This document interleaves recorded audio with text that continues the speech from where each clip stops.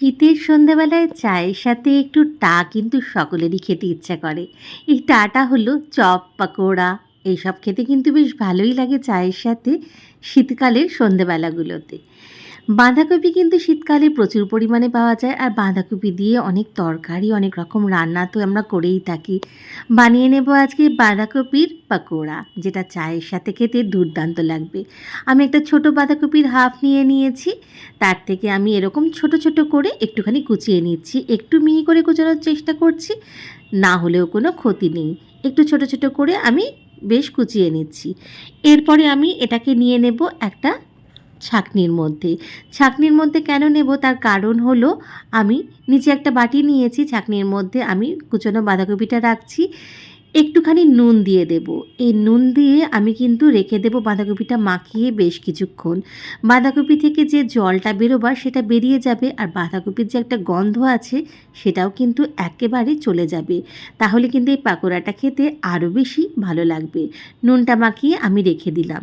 এবারে আমি মিহি করে একটুখানি পেঁয়াজ কুচিয়ে নিচ্ছি আর একটুখানি কাঁচা লঙ্কা কুচিয়ে নিচ্ছি। চাইলে এখানে আপনারা অন্যান্য সবজিও ব্যবহারও করতে পারেন, যেমন মিহি করে একটু ক্যাপসিকাম কুচিয়ে নিতে পারেন, গাজরও কুচিয়ে নিতে পারেন, বিনসও নিতে পারেন। তবে সেটা বাঁধাকপির পাকোড়া বা ক্যাবেজ পাকোড়া হবে না, সেটা হয়ে যাবে ভেজ পাকোড়া। তাই আজকে শুধুমাত্র পেঁয়াজ আর কাঁচা লঙ্কাই নিলাম। এবারে অন্য একটা পাত্রে আমি 3 চামচ মতো বেসন নিয়ে নিয়েছি। একটু বড় চামচের 3 চামচ বেসন নিয়েছি। আর এতক্ষণ যে বাঁধাকপিটা রেখেছিলাম ছাঁকনির মধ্যে, তার থেকে যা জল বেরোবার নিচে বেরিয়ে গেছে। এবারে সেই বাঁধাকপিটাও শুধু নিয়ে নিয়েছি। সাথে পেঁয়াজ কুচি, কাঁচা লঙ্কা কুচিটাও নিয়েছি, হলুদ গুঁড়ো, লঙ্কা গুঁড়ো আর একটা ভাজা মশলার গুঁড়ো যেটা প্রত্যেকের বাড়িতেই থাকে সেটা নিয়েছি। একটু নুন দিয়ে আমি জল দিয়ে বাঁধাকপি বা সাথে এগুলো সব কিছু ভালো করে মিশিয়ে নিচ্ছি।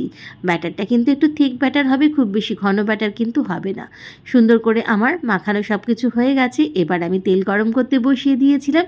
চামচে করে একটু একটু করে আমি এইভাবে ছেড়ে দিচ্ছি চ্যাপ্টা চ্যাপ্টা করে। বাঁধাকপির পাকোড়া কিন্তু খেতে দুর্দান্ত লাগে। আর যারা বাঁধাকপি খায় না তারা কিন্তু বুঝতেই পারবে না যে এটা বাঁধাকপি দিয়ে বানানো হয়েছে। এত দারুণ খেতে হয়। একদিকটা একটু সোনালি রং ধরলে উল্টে নিচ্ছি, যাতে অপর পিঠটাও বেশ সুন্দর একটুখানি সোনালি রং ধরে যায়। বেশ উল্টে পাল্টে সব দিকটা যাতে সোনালি রং ধরে যাবে যখনই, তখন বুঝতে পারবেন হয়ে গেছে পাকোড়াগুলো। তবে খুব হাই ফ্লেমে কখনোই ভাজবেন না, মিডিয়াম ফ্লেমে ভাজার চেষ্টা করবেন। তাহলে ভিতরে বাঁধাকপিটাও কিন্তু সুসেদ্ধ হয়ে যাবে। একটু ধৈর্য ধরে ভাজলেই কিন্তু হয়ে যাবে এইভাবে সুন্দর বাঁধাকপির পাকোড়া, আর ভিতর থেকেও সুসিদ্ধ হবে। তুলে নিচ্ছি, দুপিটি বেশ সুন্দর সোনালি করে ভাজা আমার হয়ে গেছে। দেখুন কত সুন্দর লাগছে দেখতে। আর গরম গরম এরকম বাঁধাকপির পাকোড়ার সাথে চা বা কফি হলে কিন্তু শীতের সন্ধে একেবারে জমে যাবে। আরও কিছুটা ব্যাটার আছে, সেকেন্ড ব্যাচের আমি আরও কিছুটা বাঁধাকপির পাকোড়া কিন্তু বানিয়ে নিচ্ছি। তেলটা খুব গরম থাকলে তখন কিন্তু একেবারেই ছাড়বে না ব্যাটারটা, একটুখানি মানে মিডিয়াম যখন গরম থাকবে তখনই ছাড়বেন, তাহলে কিন্তু সবটা সুন্দরভাবে ভাজা হবে, ভিতর পর্যন্ত সুসিদ্ধ হবে।